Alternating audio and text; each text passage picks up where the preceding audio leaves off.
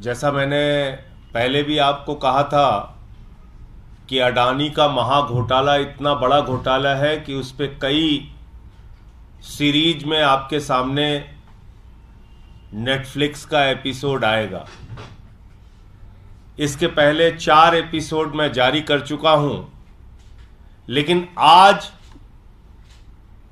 जो तथ्य आपके सामने रखने जा रहा हूं यह अत्यंत गंभीर है और देश के 28 करोड़ लोगों से जुड़ा हुआ मामला है।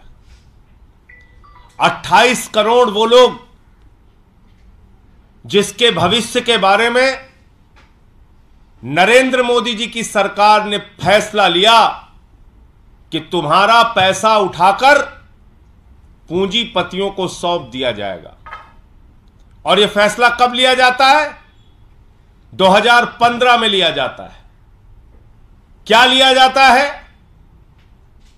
सरकारी विभागों में काम करने वाले कर्मचारी जिनका प्रोविडेंट फंड का पैसा कटता है, प्राइवेट कंपनियों में काम करने वाले कर्मचारी जिनका प्रोविडेंट फंड का पैसा कटता है, वो पीएफ का पैसा उठाकर 50 कंपनियों के शेयर खरीदे जाएंगे। 50 कंपनियों के शेयर खरीदे जाएंगे। और आपको जानकर हैरानी होगी कि इसमें 2 कंपनियां, अडानी पोर्ट और अडानी इंटरप्राइजेस, ये 2 कंपनियां अडानी की हैं। और पैसा कितना लगा है आप सुनेंगे तो आपके होश उड़ जाएंगे। 1,57,000 करोड़ रुपए। 1,57,000 करोड़ रुपए इन कंपनियों का शेयर खरीदा गया है। किसके पैसे से? जो भविष्य के सुरक्षा के लिए लोग, कर्मचारी अपने भविष्य की सुरक्षा के लिए पीएफ का पैसा रखते हैं, उस पैसे से 1,57,000 करोड़ रुपए का शेयर खरीदा गया है। करीब करीब 38,000 करोड़ रुपए का सालाना शेयर उन पैसों से खरीदा जाता है। बहुत सारे बुजुर्ग मिल जाते हैं पार्कों में नरेंद्र मोदी जी का समर्थन करने में। मैं आज सभी उन अंकल्स से कहना चाहता हूं, आंटी से कहना चाहता हूं, ध्यान से जरा सोचिए कि क्या हो रहा है आपके साथ। आपका पैसा उठाकर किस तरह से पानी की तरह बहाया जा रहा है।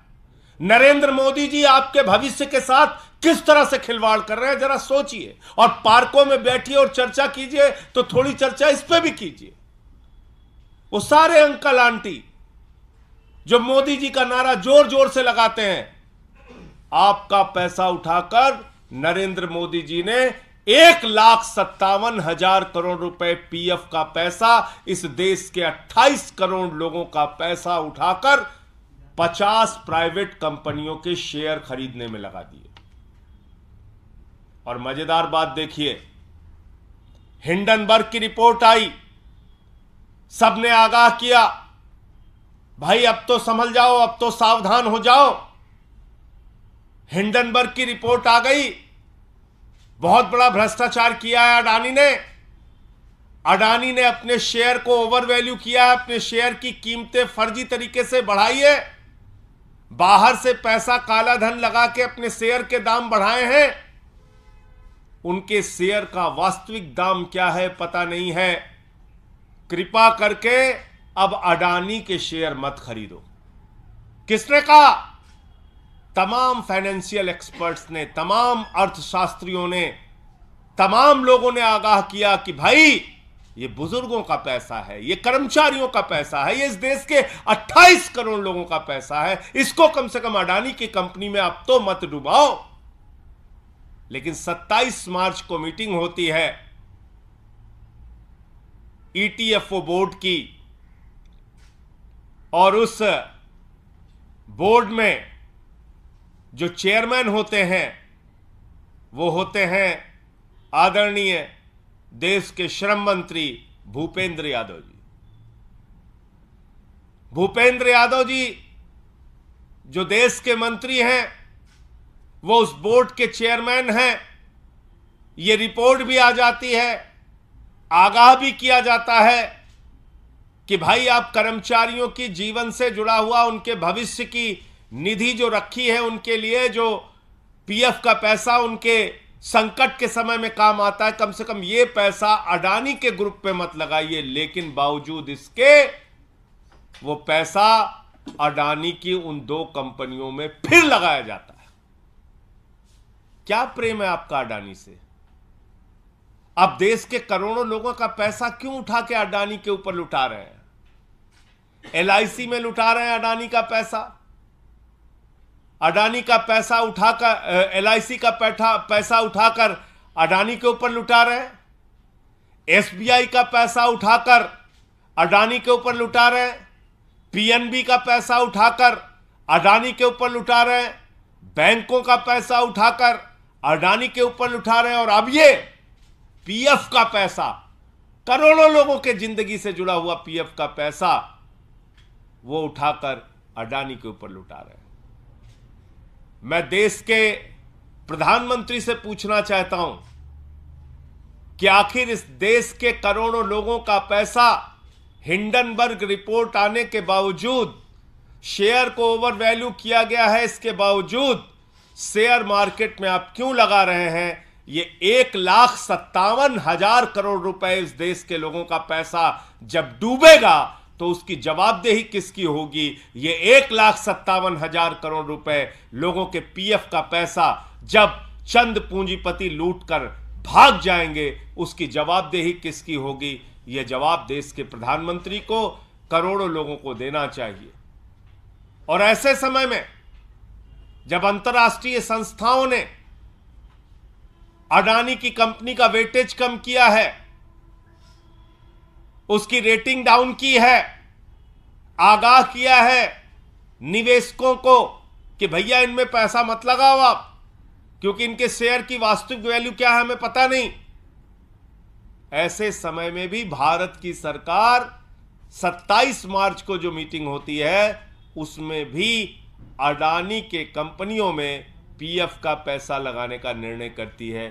किसके कहने पर यह सब कुछ हो रहा है? ये मेरा सवाल था, और मैं समझता हूं कि अडानी के मामले, अडानी के घोटाले इतने बड़े हैं कि इसकी परत दर परत आगे भी खुलती रहेंगी। कुछ जानकारी रीना गुप्ता जी जो हमारी स्पोक्स पर्सन है वो भी आपसे शेयर करेंगी। रीना जी।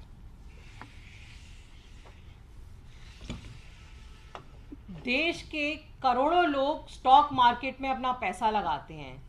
आपने अक्सर सुना होगा कि लोग कहते हैं निफ्टी 50 खरीद लीजिए, हमने निफ्टी खरीदा है।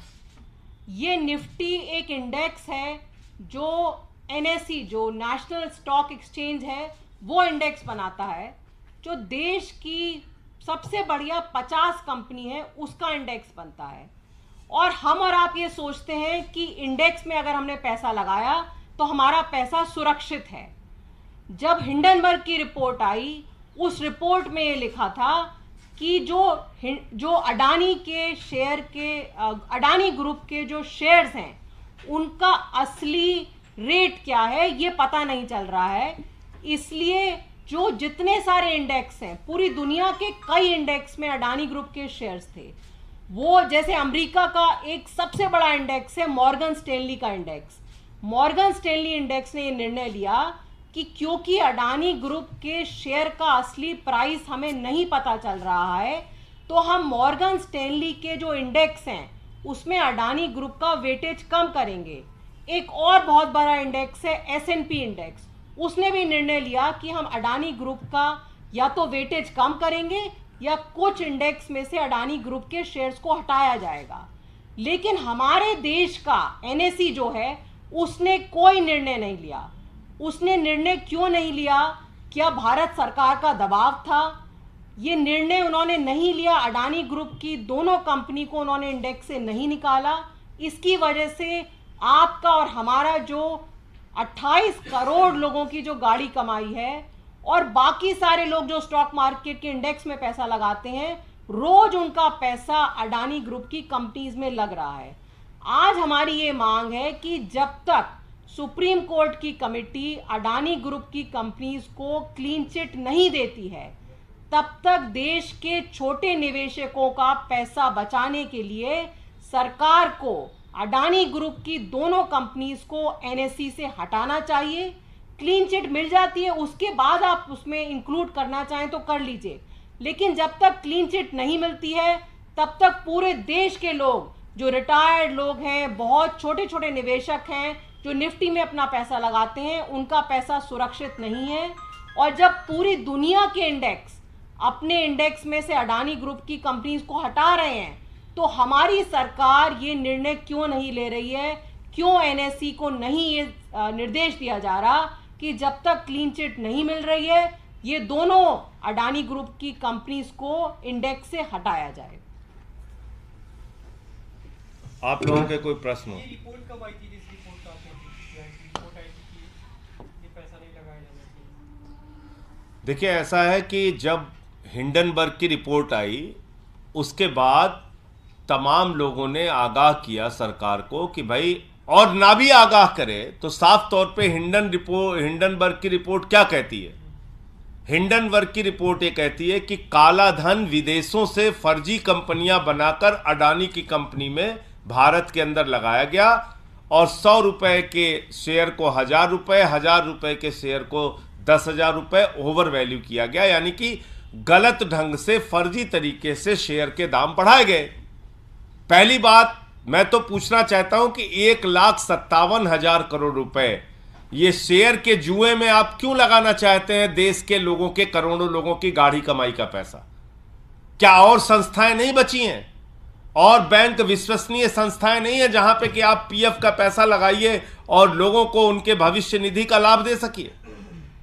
आपने इस शेयर मार्केट के धंधे में क्यों लगाया? पहला गुनाह तो मोदी सरकार ने यह किया। दूसरी बात, जब अडानी के बारे में रिपोर्ट आ गई तो आपने उन दोनों कंपनियों को उस शेयर की लिस्ट से बाहर क्यों नहीं किया? उन कंपनियों की लिस्ट से बाहर क्यों नहीं किया जिस पे पीएफ का पैसा लगाया जा रहा है? भाई, ये तो खुली आंखों से दिख रहा है ना कि एक आदमी अपने शेयर को गलत ढंग से उसके दाम को बढ़ा रहा है। और अगर भविष्य निधि के पैसे से, पीएफ के पैसे से आप उठाकर उनके शेयर खरीदोगे, वो शेयर डूबेंगे तो करोड़ों लोगों का पैसा डूबेगा, जाहिर सी बात है। जैसे एलआईसी में करोड़ों लोगों का पैसा लगा हुआ है और एलआईसी ने उठाकर वो पैसा अडानी को दे दिया। आज लगभग 60,000 करोड़ रुपए एलआईसी के डूब चुके हैं। यानी कि जो निवेश एलआईसी ने किया था, जो पैसा एलआईसी ने लगाया था, उसके हिसाब से उनकी शेयर वैल्यू कुछ दिनों पहले तक 87,000 करोड़ रुपए थी। वो घट घट के करीब 27,000 करोड़ रुपए बची, 60,000 करोड़ रुपए लोगों के डूब गए। इसी तरीके से एसबीआई ने पैसा दे रखा है अडानी को। अडानी की कंपनियां डूब रही हैं तो जो पैसा कर्ज में दे रखा है, लोगों की गाढ़ी कमाई का पैसा, वो भी डूबेगा। इसी तरीके से पीएफ का पैसा, देश के करोड़ों लोगों का पैसा, पीएफ का पैसा उठा के आप अडानी को दे रहे हो। और चलो पहले दिया, हिंडनबर्ग की रिपोर्ट आ गई, उसके बावजूद दे रहे हो।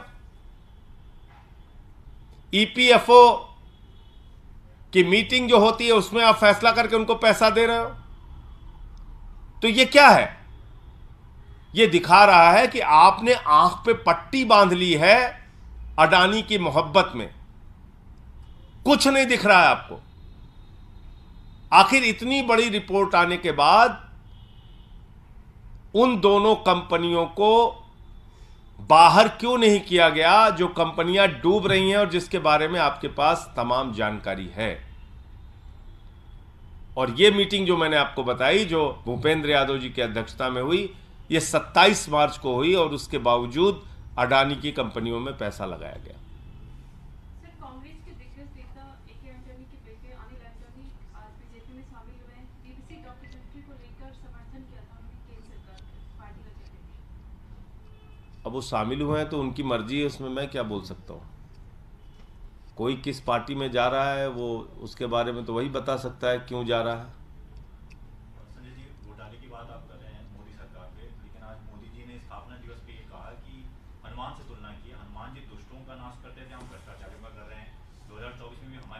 नहीं क्योंकि उन्होंने भ्रष्टाचार खत्म कर दिया है? देखिए, ऐसा है कि मैं फिर कह रहा हूं कि हिंदुस्तान की आज़ादी के बाद सबसे भ्रष्ट सरकार अगर आज तक कोई आई है तो प्रधानमंत्री नरेंद्र मोदी के नेतृत्व वाली ये भाजपा सरकार है। और इसने भ्रष्टाचार का केंद्रीकरण कर दिया है। मतलब इतनी बड़ी लूट कर दो कि लोगों की सोच समझ से ही बाहर हो जाए। लाखों करोड़ का घोटाला कर दो, 11 लाख करोड़ रुपए चंद पूंजीपतियों का माफ कर दिया जाता है। 3.5 लाख करोड़ रुपए चंद पूंजीपतियों का सेटलमेंट के नाम पर माफ कर दिया जाता है। एक अडानी को आकाश से लेकर पाताल तक सब कुछ सौंप दिया जाता है। एक अडानी को बैंकों से उठाकर 2.5 लाख करोड़ रुपए का कर्जा दिया जाता है। एक अडानी का 86,000 करोड़ रुपए का कर्जा माफ कर दिया जाता है। तो ये तो भ्रष्टाचार का केंद्रीकरण हो गया, सेंट्रलाइज्ड करप्शन हो गया मोदी जी के राज में। तो मोदी जी के नेतृत्व में भ्रष्टाचार केंद्रीकृत है और भ्रष्टाचार ने सारे कीर्तिमान तोड़ दिए हैं। अगर उनको कार्रवाई करना है तो सबसे पहले नरेंद्र मोदी जी को अपने ऊपर कार्रवाई करनी पड़ेगी, फिर अपने दोस्त अडानी के ऊपर कार्रवाई करनी पड़ेगी, फिर नीरव मोदी पे कार्रवाई करनी पड़ेगी, मेहुल भाई पे कार्रवाई करनी पड़ेगी, ललित मोदी पे कार्रवाई करनी पड़ेगी, नितिन संदेशरा पे कार्रवाई करनी पड़ेगी, हेमंत विश्व शर्मा पे करनी पड़ेगी, नारायण राणे पे करनी पड़ेगी, येदियुरप्पा पे करनी पड़ेगी, व्यापम वालों पे करनी पड़ेगी। बहुत लंबी सूची है। कैसी लड़ाई लड़ रहे हो आप भ्रष्टाचार से? कह रहे हैं हम भ्रष्टाचार से लड़ रहे हैं। मैंने दिखाया तो था, एक जहाज में अडानी के साथ भ्रष्टाचार से लड़ रहे थे, जहाज में घूम रहे हैं दोनों लोग। तो मैंने मोदी जी को समझाया कि मोदी जी, जहाज में झगड़ा नहीं किया जाता है। आप कैसी लड़ाई लड़ रहे हैं? यह देश इस बात को जानना चाहता है। 19 राजनीतिक पार्टियां जेपीसी की मांग कर रही थी, आप जेपीसी बनाने के लिए तैयार नहीं हो। आप कह रहे हो हम भ्रष्टाचार से लड़ रहे हैं। तो भ्रष्टाचारी जितने हैं वो सब नरेंद्र मोदी जी के इर्द गिर्द है। उनको पूरा संरक्षण मोदी जी का प्राप्त है और अपनी राजनीतिक सत्ता को कायम करने के लिए उन्होंने एक भ्रष्ट आर्थिक सत्ता अपनी तैयार की है अडानी के जरिए, और इसमें सारा पैसा देश के प्रधानमंत्री नरेंद्र मोदी का है। एक दूसरा मुद्दा, आप लोग राष्ट्रीय स्तर पे अपनी पहचान की बात करते रहे। कर्नाटक हाईकोर्ट में आम आदमी पार्टी ने अपील की है राष्ट्रीय दर्जे में देरी को लेकर। देखिए, ऐसा है कि इसमें कोई विज्ञान, कोई दिमाग लगाने की जरूरत ही नहीं थी। जब 4 राज्यों में हमको 6% से ज्यादा वोट मिल गया, और सिर्फ 6% का सवाल नहीं है, 2 राज्यों में हमारी सरकार बन गई। गुजरात में हमको 14% वोट और 5 सीट मिल गई। गोवा में हमको 6.5% और 2 सीट मिल गई। तो तीसरे दिन ही चुनाव आयोग का पत्र हमारे पास आ जाना चाहिए था कि आम आदमी पार्टी राष्ट्रीय पार्टी बन गई। इसमें तो कहीं कुछ और दिमाग लगाने की जरूरत ही नहीं थी। लेकिन क्या है कि चुनाव आयोग काम कर रहा है मोदी जी के इशारे पर। चुनाव आयोग चल रहा है भारतीय जनता पार्टी के हिसाब से। तो वहां से पूछते हैं कि भैया बताइए हमें आगे क्या करना है, तो कहते नहीं नहीं रुके रहो रुके रहो। मैंने खुद ऑल पार्टी मीटिंग में सवाल उठाया था, चुनाव आयोग के सामने सवाल उठाया था कि भाई जब हम राष्ट्रीय पार्टी का दर्जा पाने के लिए सारे मानकों को पूरा करते हैं तो अब किस आधार पे हमारे राष्ट्रीय पार्टी के दर्जे को रोके हुए हैं? तो उस पर जवाब देने के लिए तैयार नहीं हुए। कह लगे हाँ हाँ बहुत जल्दी करेंगे जल्दी करेंगे। ये बोला था मुख्य चुनाव आयुक्त महोदय ने कि जल्दी करेंगे। अब वो जल्दी कब होगी? कर्नाटक का चुनाव आपने अनाउंस कर दिया। कर्नाटक के चुनाव में आम आदमी पार्टी को राष्ट्रीय पार्टी का दर्जा होने पर जो सुविधाएं मिलनी चाहिए वो सारी सुविधाएं मिलती, आपने नहीं दिया। इसलिए हमारी इकाई वहां पर हाईकोर्ट में गई है और निश्चित रूप से इसमें हमें राष्ट्रीय पार्टी का दर्जा मिलेगा ही मिलेगा, क्योंकि हम सारे मानक पूरे करते हैं।